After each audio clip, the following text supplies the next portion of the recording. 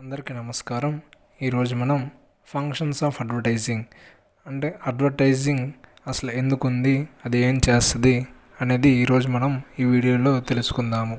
New products introduction, increase standard of living, competitive advantage, brand image, sales promotion, reduced costs, lower prices, support to media, ఇవన్నీ కూడా functions of advertising. దీని గురించి one by one మనం డీటెయిల్గా తెలుసుకుందామండి. ఫస్ట్ది వచ్చేసి న్యూ ప్రోడక్ట్స్ ఇంట్రడక్షన్, అంటే మార్కెట్లోకి కొత్తగా వచ్చిన వస్తువులు కానీ లేదా సర్వీసెస్ కానీ అవి మనకి అడ్వర్టైజ్మెంట్ ద్వారానే జనాలకు అనేది రీచ్ అవ్వడం జరుగుతుంది. Next increased standard of living. ఇక్కడ స్టాండర్డ్ ఆఫ్ లివింగ్ అంటే జీవన ప్రమాణం. అడ్వర్టైజ్మెంట్ జీవన ప్రమాణాన్ని ఎలా పెంచుతుందో తెలుసుకుందాము.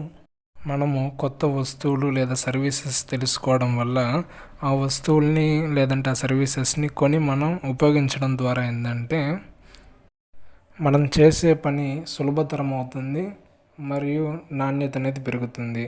ఒక ఎగ్జాంపుల్ తీసుకుందామండి.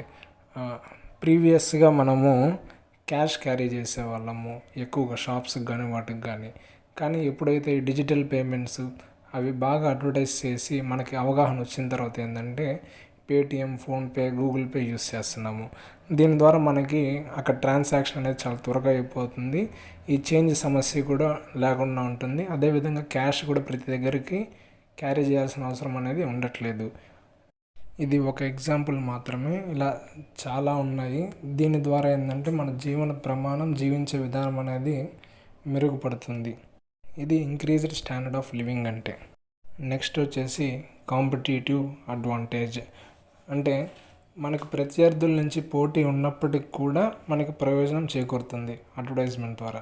ఎలా అంటే ఎంత యూనిక్గా అడ్వర్టైజ్మెంట్ ఉంటుందో అది అంత బాగా జనాలకు అనేది రీచ్ అవుతుంది. అలా రీచ్ అవ్వడం ద్వారా వాళ్ళకి ఎప్పటికి కూడా మన ప్రోడక్ట్ మాత్రమే గుర్తుంటుంది, మన ప్రోడక్ట్నే కొనాలనుకుంటారు. అందువల్ల మనకి మార్కెట్లో పోటీ ఉన్నప్పటికి కూడా అడ్వర్టైజ్మెంట్ చేసే విధానాన్ని బట్టి మనకు ప్రయోజనాన్ని ఉంటుంది, అంటే ఆ బిజినెస్కి ప్రయోజనం అనేది ఉంటుంది. నెక్స్ట్ వచ్చేసి బ్రాండ్ ఇమేజ్, అంటే కస్టమర్స్కి ఒక ప్రోడక్ట్ కొనాలి అనే ఆలోచన వస్తే అది కేవలం మన ప్రోడక్ట్ అయి ఉండాలి అని బిజినెస్ భావించి అదే విధంగా అడ్వర్టైజ్మెంట్ అనేది చేస్తుంది. దీన్ని మనం బ్రాండ్ లాయల్టీ అని కూడా అంటాము. అంటే ఏ ప్రోడక్ట్, ఏ వస్తువు కొనాలన్నా సరే ఆ బ్రాండ్నే కొంటారు. ఇప్పుడు ఉదాహరణకి మనము ఆశీర్వాద్ ఐటీసీ వాళ్ళది తీసుకోండి. ఉప్పు కొనాలన్నా, కారం కొనాలన్నా, లేదంటే గోధుమ పిండి కొనాలన్నా కానీ కొంతమంది కేవలం ఆశీర్వాద్ మాత్రమే ప్రిఫర్ చేస్తారు. నెక్స్ట్ వచ్చేసి sales promotion, reduced cost and lower prices. ఈ మూడు కూడా ఒకదానికొకటి ఇంటర్లింక్ అయి ఉంటుంది. ఒకేసారి చెప్తాను. ఫస్ట్ ఏంటంటే అడ్వర్టైజ్మెంట్ ద్వారా మన వస్తువుల్ని ప్రమోట్ చేయడం జరుగుతుంది. ప్రమోట్ చేసిన తర్వాత అది ఎక్కువ మందికి రీచ్ అవుతుంది. రీచ్ అయిన తర్వాత ఏంటంటే మన వస్తువుని వాళ్ళు ఎక్కువగా కన్జ్యూమ్ చేయడం, ఎక్కువగా కొనడము, వాడడము జరుగుతుంది.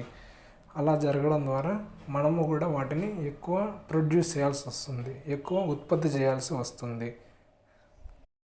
అంటే బల్క్గా క్వాంటిటీ ప్రొడక్షన్ చేయడం వల్ల ఏంటంటే మనకి అంటే బిజినెస్కి కాస్ట్ అనేది తగ్గుతుంది, ఖర్చు అనేది తగ్గుతుంది. దానివల్ల ఖర్చు తగ్గడం ద్వారా ఆటోమేటిక్గా బిజినెస్ వాళ్ళు అమ్మే ప్రైస్ కూడా తగ్గుతుంది. దీనివల్ల కన్జ్యూమర్కి కూడా బెనిఫిట్. అతనికి ఎక్కువ పెట్టి కొనే వస్తువు కొంచెం తక్కువ ధరకే వస్తుంది. ఇది sales promotion, reduced cost and lower prices అంటే. లాస్ట్ది వచ్చేసి సపోర్ట్ టు మీడియా, అంటే అడ్వర్టైజ్మెంట్స్ మనం చూస్తుంటాం కదా న్యూస్ పేపర్స్లో కానీ లేదంటే టీవీ ఛానల్స్లో కానీ మధ్యలో అక్కడక్కడ వస్తూ ఉంటాయి. ఇవన్నీ కూడా వాళ్ళకి సోర్స్ ఆఫ్ ఇన్కమ్ మ్యాక్సిమము ఈ అడ్వర్టైజ్మెంట్స్ నుంచే వస్తాయి. అందుకని అడ్వర్టైజ్మెంట్ మీడియాకి సపోర్ట్గా వాళ్ళకి రెవెన్యూ కాంట్రిబ్యూషన్కి ఉంటుంది. ఇవి అడ్వర్టైజ్మెంట్ యొక్క ఫంక్షన్స్. వీడియో చివరి వరకు చూసిన ప్రతి ఒక్కరికి ధన్యవాదములు.